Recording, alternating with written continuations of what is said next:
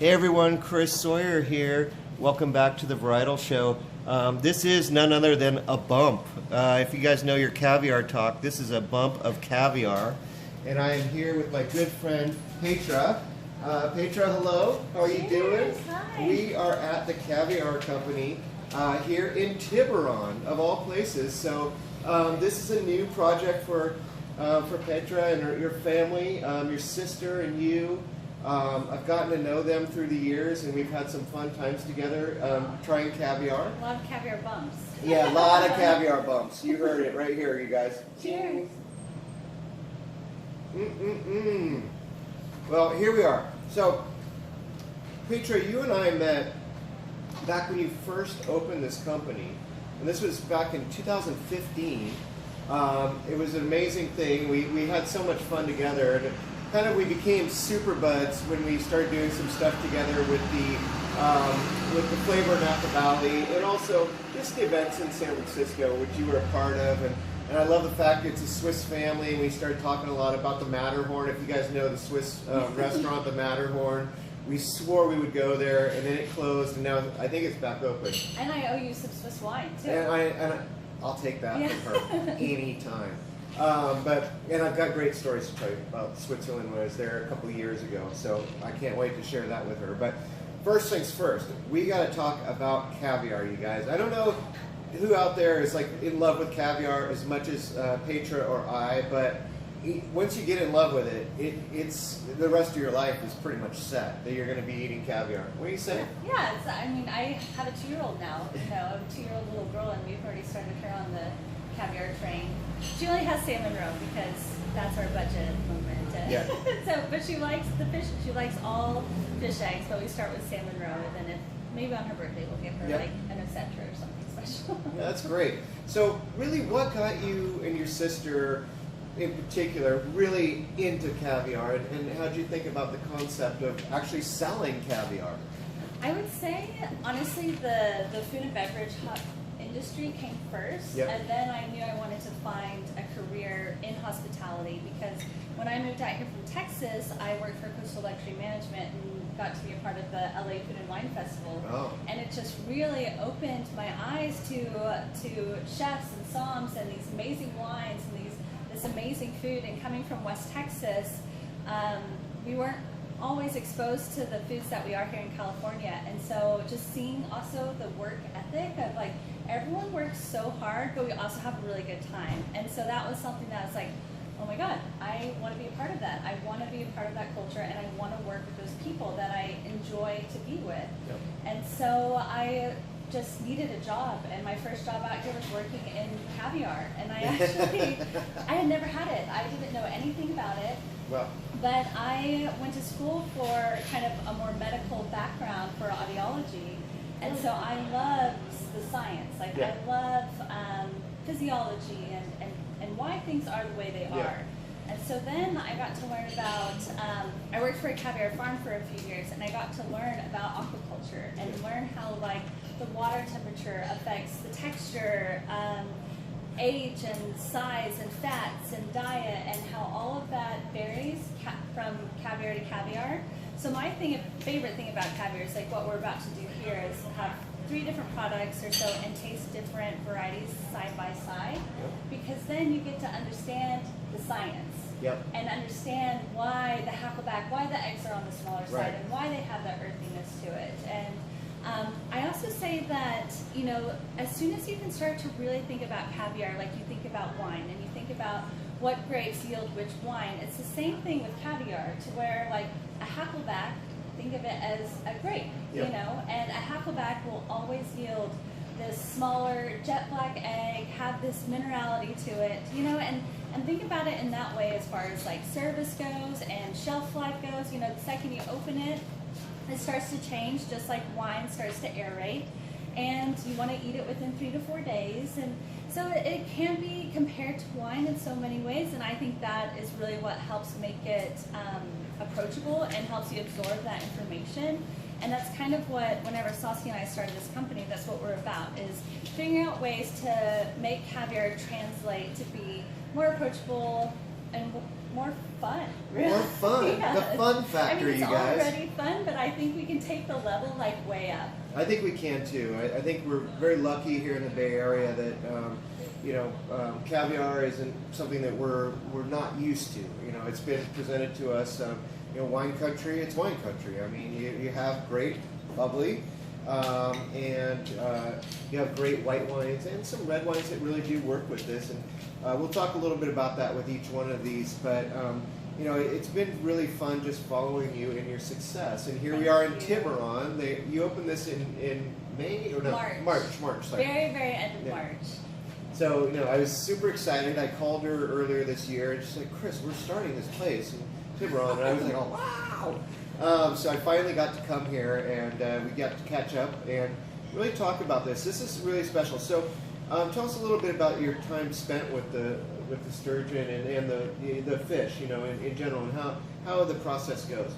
So I was lucky enough to work for a farm out of Sacramento, and my main job was to do marketing. But I was able to go to the farm for the spawning, the processing, determining the sex. I got to actually help with the fertilizing the eggs and mixing the sperm with the eggs and seeing new little, almost like tadpoles hatch, seeing the eggs hatch, and so be a part of that process. And I'm so grateful for the head marine biologist that was there at the time. He would take the time to talk to me. We would sit and chat about different processing techniques that I would hear about. I'm like, so what do you think about this technique, or what's going on here? And he acted like he had all the time in the world to educate me, which I was so grateful for because it's fascinating. Yep. But to be able to get that information from him was so valuable, because now, so we don't farm the caviar ourselves, but we source from farms all around the world. And now kind of having a better idea of what questions to ask, what to look for, it's really beneficial. Yeah, that's great. I love the fact that you had a background in science and this kind of all came together. What a great profession to fall into when you really got something going anyways, based on that, Yeah, I thought I was going to be selling hearing aids for my whole life, which it was super interesting to me, but this is also a little bit more exciting. Yeah, exactly. So we had the first one here, and we had a bump, and that's a very common way to start out, maybe even a party or just a social event, is to do a bump. You put it right here and you're, And obviously, one of the traits of caviar is saltiness. I mean, it really has a salty characteristic. So you guys know the great rule about sparkling wines, and in this case champagne. I mean, salty foods and sparkling wine or champagne are unbelievable together. And the way you can prove it, if you don't have caviar, just get some potato chips with a little bit of salt on it and try champagne. And see how it just completely converts it, and you're like, oh wow, what just exploded inside my mouth? You can do the same thing with caviar. It's even richer and more interesting, and these really are different sizes here. And there's also these other accoutrements now, aren't there? So tell us a little bit about this. So we have homemade blini, which are, have a good amount of butter. They're delicious. Sometimes on a long day, I'll just go in the back and pop some blini in my mouth. Nutrition. And then we have Bella Farms Creme Fresh and just a side of chive, because we really like to keep our accoutrement simple. Whenever you see people bring in the onion, shallots, capers, those really strong flavors, that tradition actually came around way back in the olden days in France. Whenever they were transporting caviar from Russia to France, they weren't transporting it in a cool transport.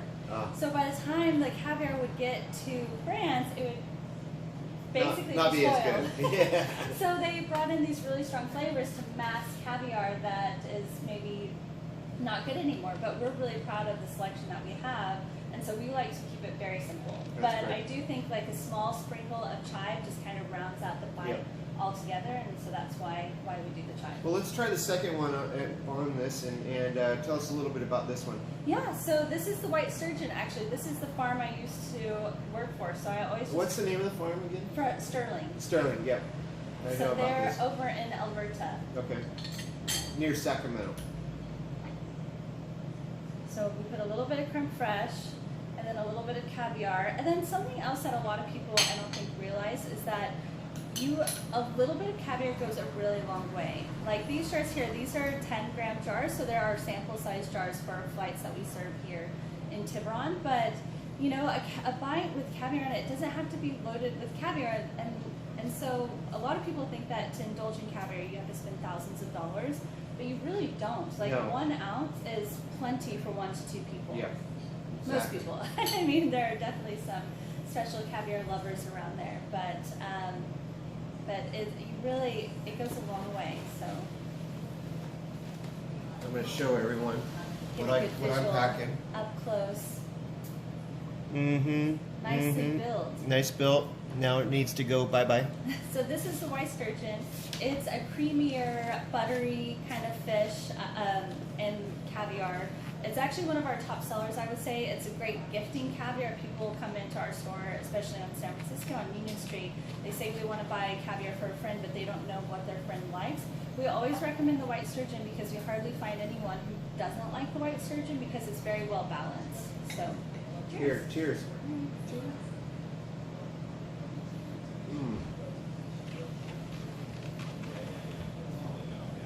It's a very good rounded bite.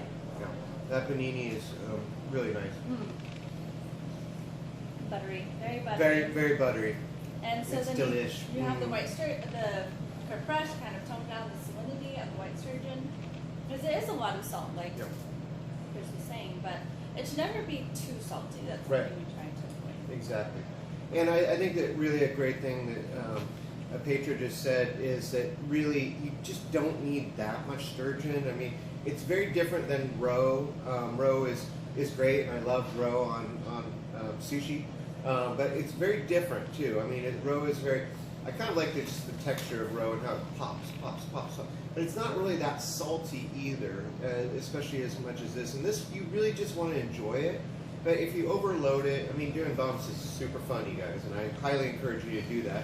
But, you know, it's, you know, you just want to enjoy it, and you want to savor each bite. And that's why if you put too much on there, and if you, especially if you put in too much topping, Yeah. that's exactly it.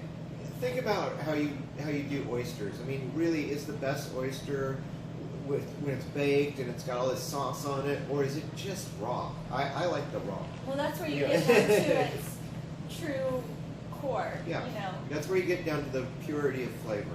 And I think that's why doing a bump is nothing but purity flavor, because Yeah. you don't have anything except for your hand with it. Well, you know, it's Yeah. the oldest way of tasting caviar. Yeah. They used to do it. They used to eat it right off their hands, way back when caviar was so abundant, and you could buy the big blue original tins at the fish market. Yeah. But they would open them all for you and just slap some caviar in the back of your hand, so you could decide which tin you wanted to take home, because they all have different characteristics. You know, it's from a wild animal, and so you'd be like, oh, I like the flavor profile of this tin. I'll just take this tin with me. But that's where the Caviar Bump originated. Yeah, amazing. I love it. It's more than just a party trick. Yeah. Too. And we've got a great champagne with us too, and that's another thing. You've got some great wines in here. Thank I really you. appreciate That's it. I mean, I got to give a shout out to Foxen Winery. She's got your amazing Chenin Blanc in We here. love it. I love that Chenin Blanc, one of my favorite Chenin Blancs of all time. You've got a great collection of champagnes. You've got rosé, you've got white wines in here.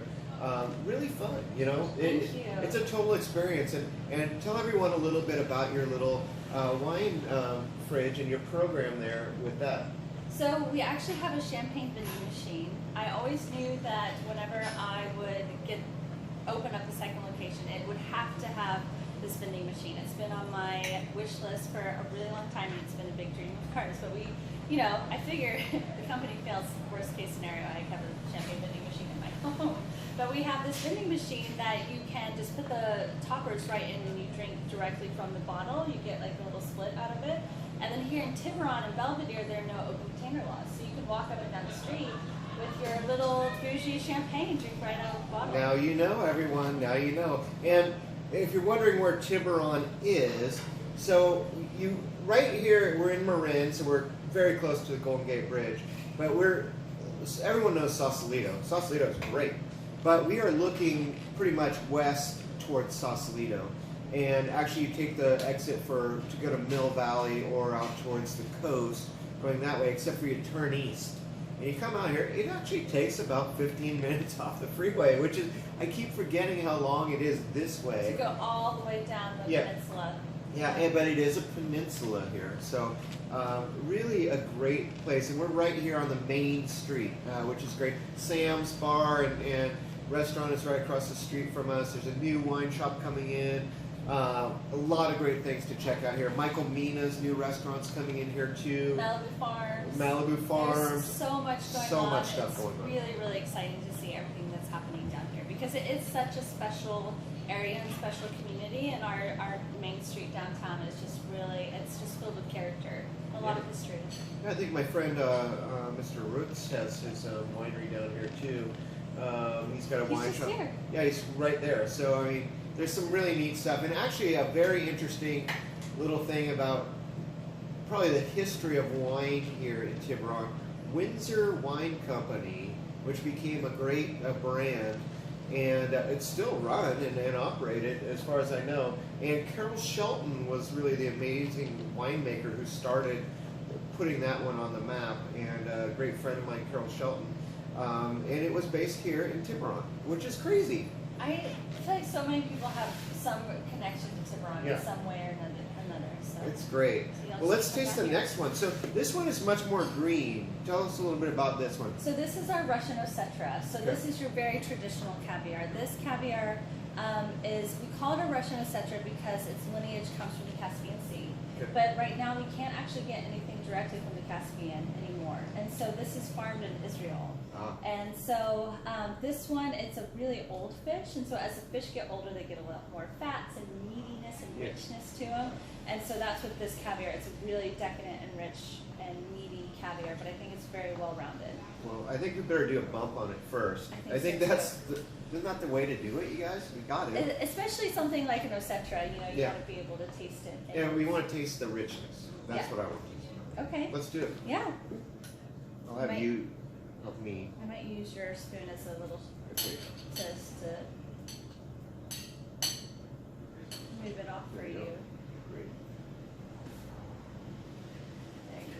See how easy this is, you guys? So yeah, Russian Osetra. It's a very great and traditional caviar. Cheers.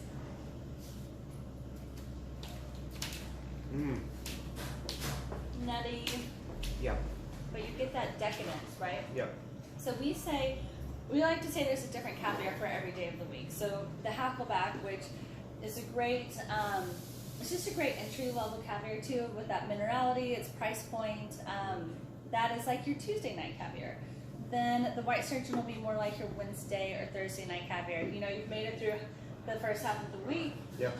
Let's celebrate making it through that. And then the Osetra, I say, is like a Friday or Saturday night caviar. So whether you're celebrating or just having a great weekend, that's what we say the Osetra for. That's amazing. Yeah. It's tasting great. I'm going to try one of these now. Yeah, please do. With this, just to get that going as well. And so here, I'll have to have them sent out for you too. Okay. We have caviar grilled cheese. We do like pita with the inside of the burrata with prosciutto and caviar. Obviously, we do oysters and caviar. We do a whole variety of very simple but fun food items with caviar that are great for individual servings or shared. That's amazing. Well, this has been quite an experience. Thank you. I'm so glad for you and your sister and the so success much. of this company, and providing us, all of the viewers and me, with this great opportunity to taste this great caviar and to have these experiences here in Tiburon and also in San Francisco. So you're making it easy for us. I love That's our job. That's what we're here for. Yeah. Yeah, no, this is an amazing experience, as always, hanging out with you. I do want to put a little thing here just before we end. You and I, when we tasted at Flavor Napa Valley, when I was running the wine program there for 5 years, and we had amazing success with great chefs, and we got to show your stuff off. We were really blown away one time. Tell them about this experience where one of the chefs basically wanted to do a kind of use the caviar on sweets. So tell them a little bit about this. You know, it's one of our favorite stories because we met you there, and because, you know, Saskia and I, it was our very first event. We didn't even have labels made yet. It was like baptism of fire. We just like flew right into like, yes, we'll be there, we'll do it, we'll make it happen. And so before every event, there's kind of this like hustle in the background before the doors open. And so I went into the kitchen to get the blini and creme fraiche and accoutrement for the caviar bar that we were doing. And he gave me beetroot chips and white chocolate ganache. And we were really shy and nervous back then too, to where I was like, oh chef, I don't think this is for us. We're the caviar station. He's like, no, just try it. And then he's still getting ready for this, you know, full dinner for like 500 people, you know? So it's not like I could sit there and bother him about blini. And so I just brought it out and I was like, Saskia, he said just to try it. Yeah.